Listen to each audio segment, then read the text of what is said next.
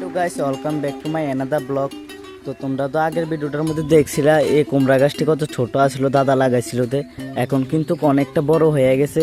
আর দেখো এদিকে বেগুন গাছটি অনেকটা বড় হয়েছে। তো দাদা কইছিল কত সকালে গাছটির মধ্যে জল দিতাম, গাছটির মধ্যে জল দিলে বড় হইব তাড়াতাড়ি। তো সবটি গাছের মধ্যে জল দিতেছি। তো গাছটির মধ্যে ভালো করে জল দিয়ে এসে তারপরে গেছিলাম কোথাও দোকানে। তো রেশনও গেছিলাম, তো রেশন বন্ধ। তখন বাড়ির যাইতেছি, আর দেখো আকাশের অবস্থা। তারপরে ভাত টাত খেয়ে এসে যাইতেছি কত বদ্যি তারা বাড়ি, তার কিরে যাইতেছি এটাও তোমরা কইতেছি। তো বদ্যি তারা বাড়িতে আইসি, এমনি কত ঘুরতাম, ভাল লাগতেছে না বাড়ির মধ্যে। তো আইসি এখন জামুগা। তো বদ্যি দেখো এদিকে বয়ে রয়েছে, আর আমি এখন কোন জায়গাটার মধ্যে দাঁড়াই আছি তোমরা কত কমেন্ট করে জানাও যারা যারা জানো।